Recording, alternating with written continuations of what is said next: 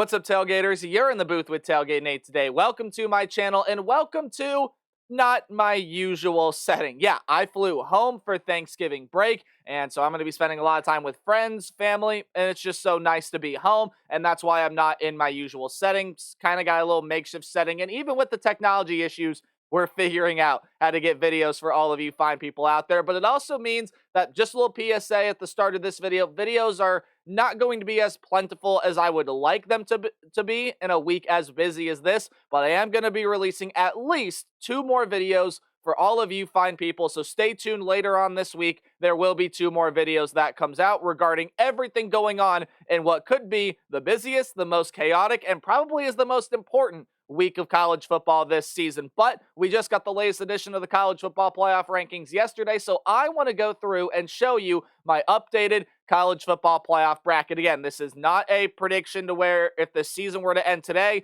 this is the bracket. We just got that from the playoff committee yesterday. This is me expanding the season outwards, projecting and predicting what will happen down the line, and I have spit out this bracket for all of you fine people. Does it look pretty similar to one that we saw yesterday, or are there a couple changes? You'll have to find out here in just a little bit. But before we do that, you guys know I have to say thank you for all the love and support I have continued to receive here on this channel. And if you would like to show your support, I mean, you can do anything, or I should say you can show your support by interacting with the channel in any way you can. That it all helps show your support for what I do here on YouTube. If that's simply just kicking back, relaxing, and watching this video, I greatly appreciate that. But if you want to do more, and especially if you're as big of a college football nerd as I am, hit that subscribe button and ring the bell. You can like, comment, share, and follow me on Twitter, Instagram, any other social medias. It's at TailgateNate29. Hopefully, going to start posting a little bit more about what I do as a sports media student and just start posting more about my life in general, if that so intrigues you. If not, that's okay. However you choose to support me, even if it's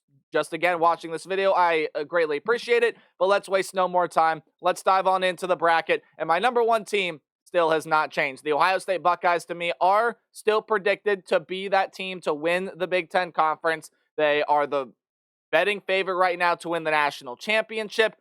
And as much as that Ohio State-Indiana game maybe was Indiana, not really being tested, not having to play a full 60 minutes yet, I think it is as much that, and also Ohio State just looks really, really good. And this is quite possibly one of the very few elite teams we have within college football this season. I do think Ohio State is a team that can go win the national championship, obviously. And I think, well, as long as they take care of business against Michigan this week, which honestly they should, then I believe that, I know they're going to go play in the Big Ten championship game against Oregon, and then I believe they will win that rematch in Indianapolis and get that 1 seed. It's nothing that I haven't told you guys already over the past couple of videos. Texas is the new team out of the SEC in the number 2 ranks. That tells you I think they're going to beat Texas A&M, but more on that in a video coming out later, where I'm just going to predict a bunch of rivalry week games and break down some of the biggest matchups here in the season, or in the week, all in one video. But Texas right now is that front runner within the SEC. I think if they take care of business against Texas A&M, they're going to match up with Georgia in the SEC championship game. Again, not I think I know, but then I think Texas is going to be able to win that rematch. Georgia went on the road and Austin was able to beat them. Really hard to beat a good team like Texas once. It's really, really hard to do it a second time, especially within the same season. I think Texas is the team that wins the SEC right now. Miami is still the team that I think wins the ACC. Cam Ward just is going to have some of those games to where he's not going to let this team lose. Now, that Miami defense, really worrisome. As long as they win against Syracuse, they're in the ACC championship game against the SMU Mustangs. And if that Hurricane defense can't stand up and can't perform better than it has over the last half of the season, in fact, for the most part of this season, then yeah, that could definitely end up being an interesting game. But I do think Miami takes care of business, not only this week, but next week, and they get that 3 seed. 4 seed still hasn't changed for me either from last week. The Boise State Broncos are in there at the number 4 spot. Right now, projected to get a first-round bye. The committee is finally starting to rise them up. They are now at number 11. And I just don't see an eventual Big 12 champ or even a Tulane or Army jumping over Boise State for that top 4 seed. I think as long as Boise State takes care of business, they're going to be locked into that position and it's why I got Boise State at number 4. We're going to get to the eventual 12th seed, to which would be the 5th conference champion later. Notice I said 5th and not Big 12 because we have to have a conversation about that. But number 5 is easy. I think the loser of the Big 10 championship game is going to get that 5 seed, just the way the committee's been ranking Ohio State and Oregon. My prediction is that Ohio State wins the Big 10, so Oregon gets number 5. Again, pretty similar from weeks past. But now this is where some changes come in. You have to start thinking about, okay, in my little prediction and model here, Georgia is in the SEC championship game, but then they lose it. So then they would be a 3-loss SEC team. Okay, so what do you do with a 3-loss SEC team that made the conference championship? Well, they've been ranked behind Penn State, they've been ranked behind Notre Dame, and I kind of feel like that's the way it's going to end up. I got Penn State sitting right here at number 6 and Notre Dame sitting there at number 7. Both of those two teams going to earn home field advantage.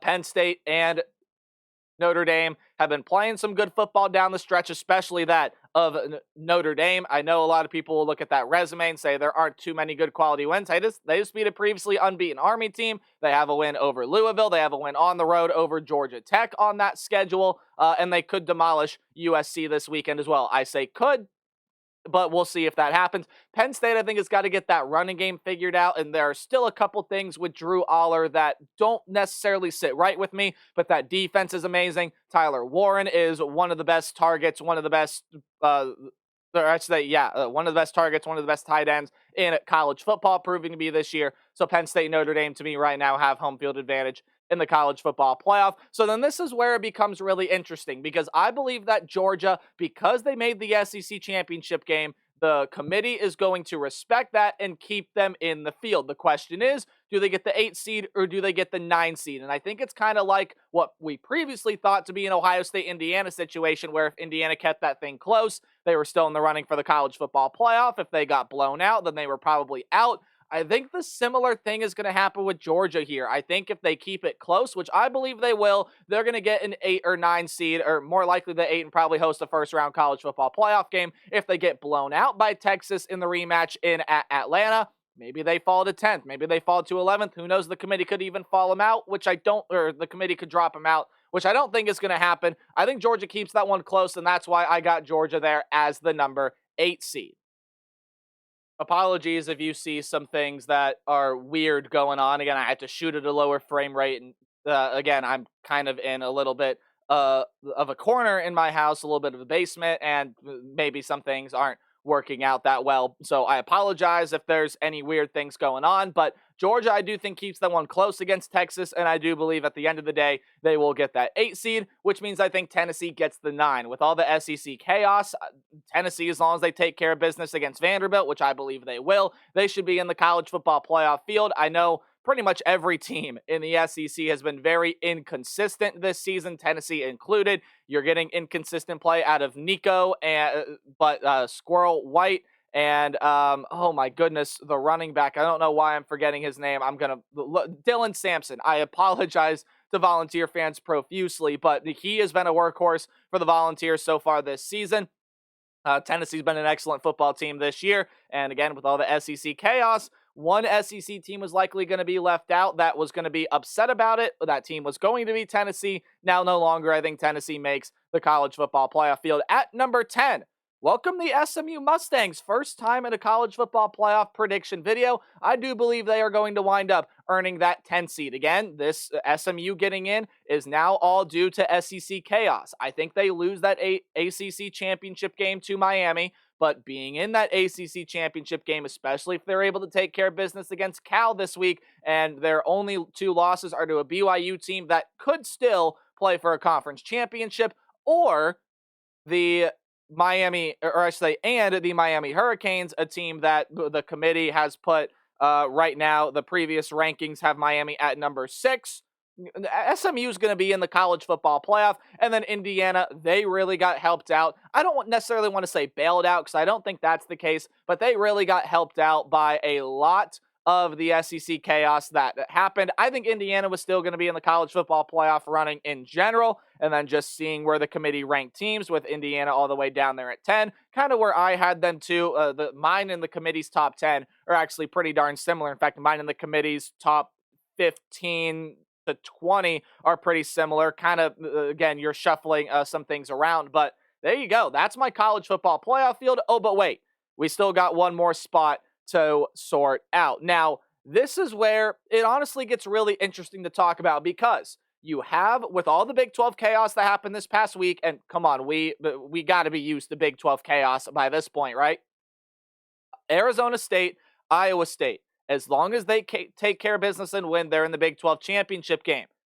I'm not super confident in Arizona State taking care of business just because Arizona's got some really good players. That's still a tough team to play, and Arizona State has got to go on the road, and Big 12 chaos has reigned. Iowa State at home against Kansas State, not super confident about them getting that one done because Kansas State and Chris Kleiman, even though Will Howard's not there anymore, obviously with Ohio State, still a team that has won a Big 12 championship this decade.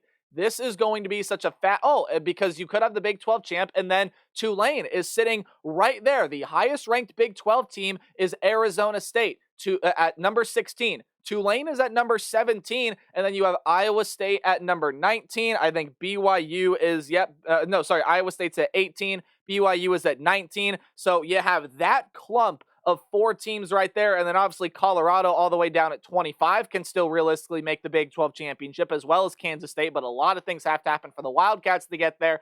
It is just so complicated. There are so many things happening, but here's what I think will happen. Without trying to spoil some future predictions, I will just tell you, I think Iowa State's going to make the college football playoff. I have Iowa State winning the Big 12 conference, and I do think that with wins over Kansas State and whoever they happen to play in the Big 12 championship game, I believe that that would vault Iowa State over Tulane, giving Iowa State the college football playoff spot. Tulane is ranked ahead of Iowa State right now, which is why this projection may seem, you have no idea how the committee is going to end up ranking those two teams. Tulane plays Memphis this week. That's a good Memphis team. And then if they get the win over Army in the American Athletic Championship game, they give themselves a shot to get in the college football playoff and shut the Big 12 out. Do I think it's going to happen? Honestly, I'm kind of 50-50 on it. I really am, because of all the Big 12 chaos that we have seen.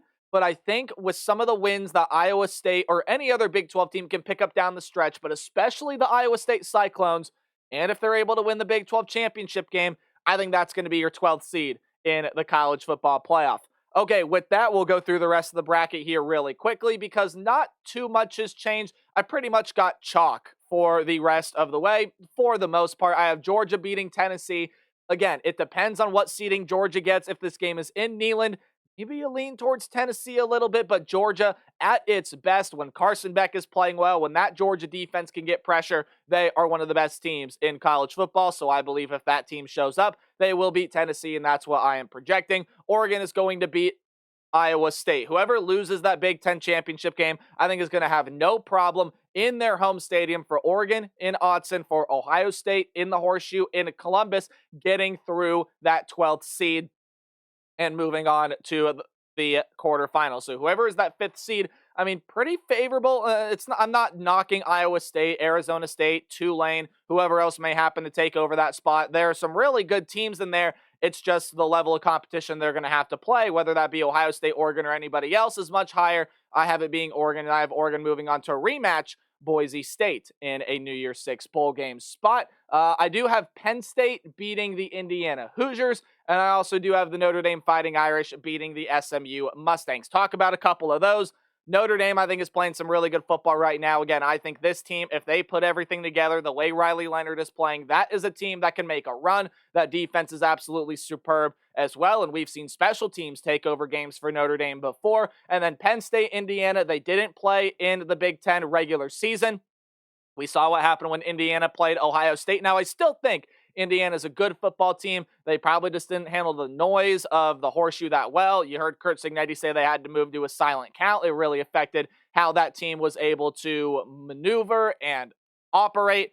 I think Penn State, if that's a college football playoff matchup, yeah, they got to get some things figured out, but especially that road environment and that noise in Happy Valley in a playoff environment. Yeah, if Indiana couldn't handle the Horseshoe well, it's not going to handle Happy Valley well, and Penn State will move on and win that game. Okay, quarterfinal matchups. pretty much got chalkier, the teams you would expect. Even though, again, I think Georgia's a really good team, a team that can win a national championship at its helm, I think Ohio State showed us last week against Indiana that it is really, really good. And when that team puts everything together, oh man, that's one of, if not the most dangerous team in college football. Ohio State moves on to the semis in the third match with the Oregon Ducks that year. So the rubber match will end up being in a college football playoff semifinal. Same prediction I've had for quite some time now. Notre Dame and Texas. This one was tough for me because I've kind of rid the back of Notre Dame for a little bit now on the channel and said, hey, this team can make a run. This team is good enough to make a run in the college football playoff.